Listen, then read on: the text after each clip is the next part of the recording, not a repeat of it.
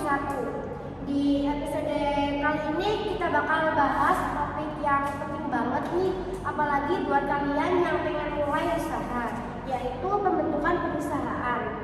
Nah, kita bakal bahas dari mulai pengertian, jenis-jenis, sampai proses legalnya. Dan tentunya aku nggak sendirian nih, udah ada teman-teman aku di sini. Halo guys. Halo, perkenalkan nama aku Najwa Zahara adalah dengan di belakang 92. Perkenalkan, saya Laila Tulus Darifa dengan di belakang 91. Oke, langsung saja. Sebenarnya perusahaan itu apa sih? Jadi perusahaan itu adalah kegiatan usaha yang dijalankan secara terus-menerus dengan tujuan untuk mendapatkan keuntungan. Kegiatannya itu bisa berupa jual beli barang, jasa, dan kerjasama bisnis. Nah, intinya itu kalau usaha kita udah serius, udah jalan dan udah mempunyai tujuan tertentu, terus udah ngasilin profit, itu tuh udah disebut usaha. Berarti bukan yang sekedar coba-coba jualan ya? Iya, jadi itu harus berkelanjutan. Nah, perusahaan itu ada jenis-jenisnya juga kan? Iya, jenis-jenisnya itu ada 4. Yang pertama itu jasa. Ini tuh fokusnya ke layanan.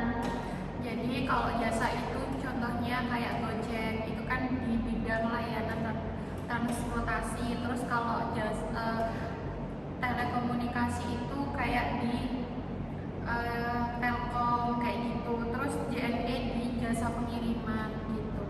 Yang kedua itu ada perusahaan dagang. Ini tuh beli barang terus dijual lagi tanpa harus diubah.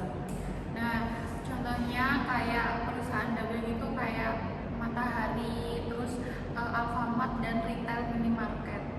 Yang ketiga ada manufaktur. Ini produksi barang dari bahan baku. Nah, kalau manufaktur sendiri itu contohnya kayak di PT Gudang Garam, Rokok, dan juga PT Indofood. Jadi memproduksi makanan dan minuman. Dan yang terakhir itu ada perusahaan pembiayaan.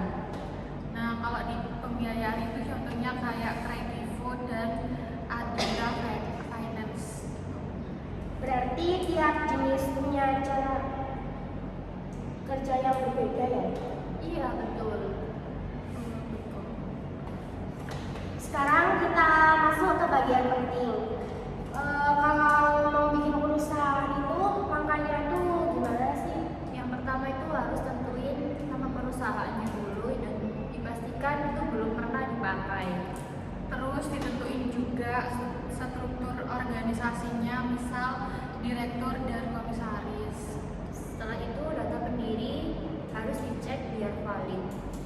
Jangan lupa juga tentuin bidang usahanya apa sesuai KBLI. Jadi KBLI itu kode jenis usaha. Terus tentuin juga skala usaha, apakah UMKM atau perusahaan besar. Terakhir juga harus izin usaha lewat OSS. Jadi OSS ini sistem perizinan berbasis online. Lumayan banyak juga ya tahapannya. Kalau menurut kalian syaratnya itu ada apa aja sih? Yang pertama itu kita harus punya modal usaha terlebih dahulu. Terus harus jelas juga usahanya tuh di bidang apa. Selanjutnya wajib membuat akta pendirian di notaris. Dan harus punya tempat usahanya atau domisili. Jangan lupa urus izin seperti NIB, yaitu nomor induk berusaha. Dan NPWP untuk urus pajak. Jadi NPWP itu kayak nomor wajib pajak gitu, identitas pajaknya. Yang terakhir, perusahaan harus didaftarkan secara resmi ke instansi terkait. Kalau khusus PT itu gimana prosesnya? Kalau PT itu dilakukan lewat notaris dan sistem administrasi badan hukum di website AHU, yaitu Administrasi Hukum Bisnis. Dan nama perusahaan itu harus dicek dulu biar nggak ada yang sama. Terus isi data perusahaan secara lengkap. Data itu juga penting diperiksa supaya kesalahan. Dan kalau sudah, akan diterbitkan surat keterangan sebagai bukti resmi. Kalau menurut kalian, kenapa sih semua itu penting? Karena biar tidak terjadi seperti kasusnya Meikarta tentang perizinan gitu. Iya, banyak konsumen yang dirugikan karena masalah perizinan. Jadi ini tuh buktinya kalau legalitas itu penting banget. Jadi kesimpulannya, pembentukan perusahaan itu adalah proses mendirikan usaha secara resmi. Mulai dari menentukan jenis usaha, membuat akta, sampai mengurus izin.